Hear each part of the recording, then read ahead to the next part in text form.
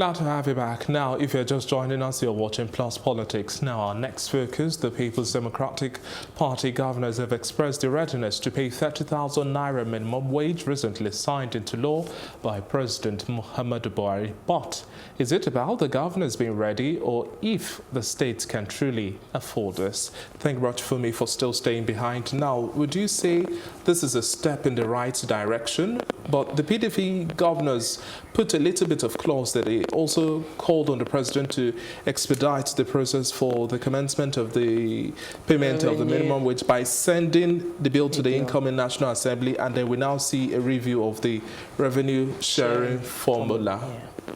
You know, when I read carrot that, in hand. Yeah, yes. You know, first when I read, I was thinking, oh, this is really nice. And I got to the part where they said, you know, send the bill for the revenue. I said, so you're saying that if they don't do the revenue sharing, right, it means that they won't be able to pay the 30,000. Like I said earlier on, I had a list of states and how much they were making in IGR.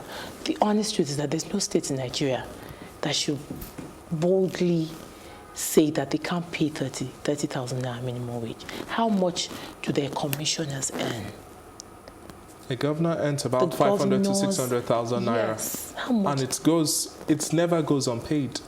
It never ever goes unpaid, no. So what were you saying? So that they can't pay 30,000. It's, as I think, you know, I think it's just not fair on the Nigerian populace. And now you say you want to pay it. All these governors, not one of them has said, okay, this is how much I make in my state. Based on how much I make in my state, I am able to make this payment. Okay, you say all states should be able to pay, but I would like to quote Governor Ifeanyi Ugwuanyi of Enugu State saying that the state lacked the required funds to meet the new wage, and then workers should pray for an improvement in the boost of the economy of the state, talking about IGR now. Do you think that's a responsible statement from a state governor? Workers should pray. I mean, so who are they praying to? Let's first clear the air. Who exactly are they praying to? We are religious, God. It's like, no, you know that in Nigeria we have different gods. We have Allah. We have the cultural gods, the, you know, the gods of things fall apart. Just pray. That's what I'm saying. So first of all, you're telling me to pray, you must let me know who exactly you're asking me to pray to. So maybe there's a particular God he has in his mind. That would be the person that would be the deity that can provide the money. How can you sit there and say you're a governor and you're telling people to pray? Have you sat down with a group of people and come up with a strategy on how to increase IGR? No. Have you said, okay, you know what? Because I love my people, they voted for me. If they really truly did, they voted for me, and so because of that, we're going to cut down the salaries of such and so. Or I'm going to let go of my salary and put it into paying the workers their wages. No, they haven't said that. Have you thought of investment? Is there a way that you can take your workers through investment training? No, we don't do all that. We ask people to pray. I honestly, I'm lost. Okay, Governor of Ebonyi State as well, David Umahi, also said that we should prepare for an increase in tax if we want to see the 30,000 naira minimum wage being paid. What do you also make of this? Honestly, I don't have a problem with increasing taxes. Do you think they understand the plight of the people first and foremost? See, David, let's be honest. The honest truth is, as we speak in Nigeria today, we're not paying enough taxes. Let's be very honest. What have the taxes that have been paid The woman done? that sits, that's exactly my question. The woman that sits on the road and sells, they're not paying taxes. You have people who have electricity in their houses, they haven't paid. So we know we have those issues. People don't pay taxes. A greater number of Nigerians are not paying their taxes. So if you tell me pay taxes, it's okay. My question is, what am I getting for paying those taxes? What exactly am I getting? I'm looking for, I'm trying to remember the state. Germany? Was it Germany? One of those states, one of those countries, their tax is 50%. 50% of their salary goes into taxes. But they know that if they enter the bus today, right, they can go, that one ticket that they pay in the morning takes them everywhere they are going to throughout the day. Denmark, thank you, it's in Denmark. Once you buy a bus ticket for the day, that bus ticket takes you. If you buy a train ticket for the day, train ticket takes you everywhere you're going to. So if they tell me pay 50%, I know how much I'm gaining. In multiples at the end of the day, so I know that I'm gaining a lot more than that 50%. If I get you clearly, now states that are owing workers' salary, you now say they should increase the taxes that are expected to be paid. You know the implication, the cost implication. You know taxes come in different ways. You know, people tell me from every single purchase there's a tax there. Let me give you an example. You know, Nigerians, you say we don't have money. There's no money in Nigeria. Have you sat down in Nigeria? This is Friday night. Go to all the lounges and all the clubs and all the beer parlors and all the people are faffing around drinking champagne at 200,000 naira per bottle. That's just for the select few, those who are fortunate. See, I happen to have somebody who used to work in Nigerian breweries. They sell more bottles of beer in Nigeria than they sell in Ikoyi in terms of quantity. In terms of actual quantity, they sell more bottles there. So the truth of the matter is that there's some things we can reasonably tax. Not that you would tax people's salaries or no, but you can tax consumption. There's some taxes that you can get away with.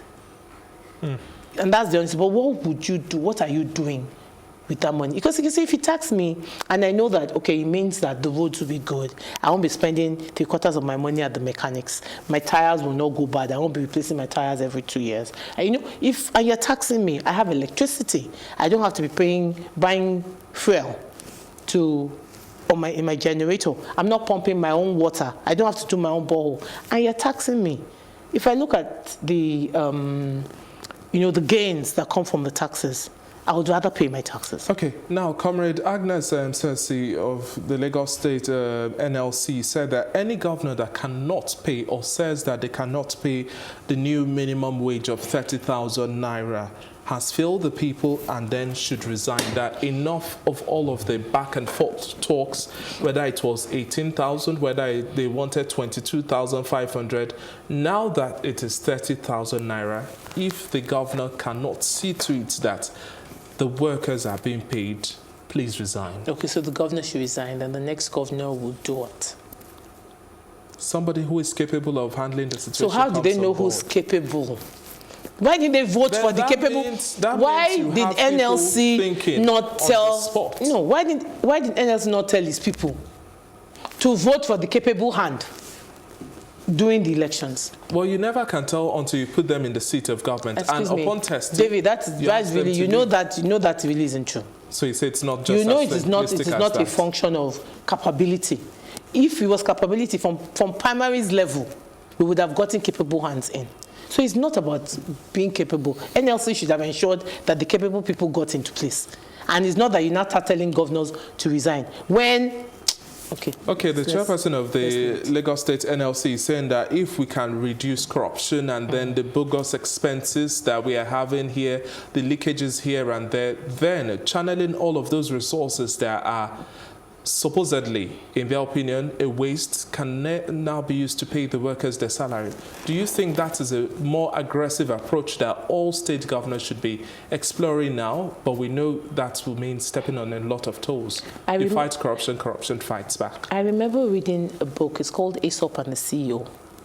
There was a particular lady who was in one of the stories there, right? Talked about a lady who was in some small office in the ministry who discovered a way of saving funds. She took it to the head of the ministry and they found out that it was possible and they saved a large amount of money. She got commendation for it and all that. The problem we have in Nigeria is that I'm not sure there's anybody in the ministry who would even go through the process of looking for how to save funds. If they save the funds, they will save it into their own pocket. It will never get. Will you call for a slash in salaries of governors, ministers, heads of departments and agencies? I call for a slash. The honest truth is, they're earning far beyond everybody else in the world. So why shouldn't they? It's not even calling it a slash. Makes it sound like you just slash a little bit of it. The honest truth is, maybe 30%. They should take off like a 70%. Let them be at the same level as all of us. It's true.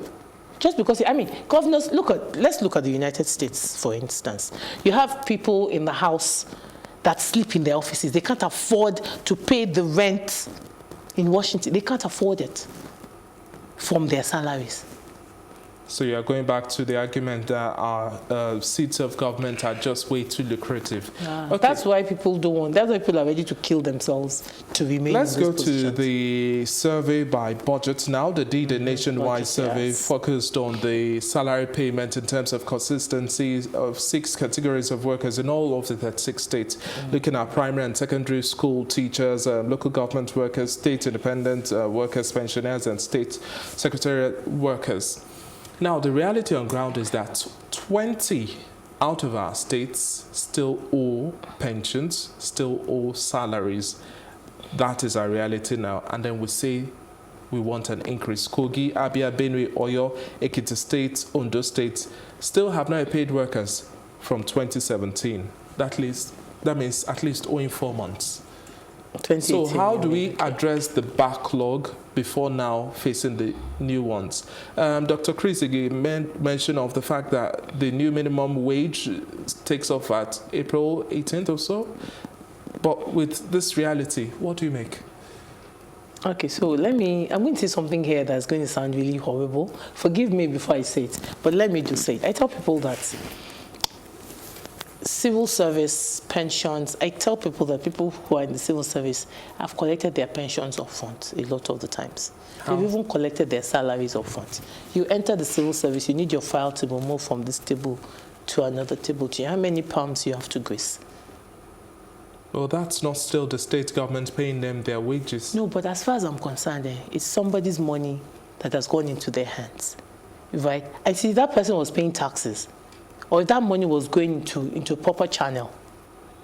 Maybe if everybody was straight, maybe they would have been earning their salaries. So you're saying, so if at their own, yes, I'm sorry, but that's really the way I've always looked at it. I'm thinking, look, I'll give you a small example. We needed to get a court judgment, right? Just type this thing out. We got in there and they said, that there's no paper.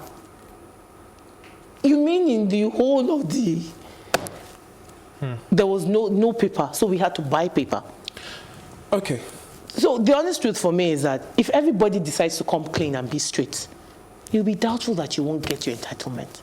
But because all of us are trying to claim what is not ours, at some point in time, what goes around there, it will come back and bite you. There's no way it will not. Okay.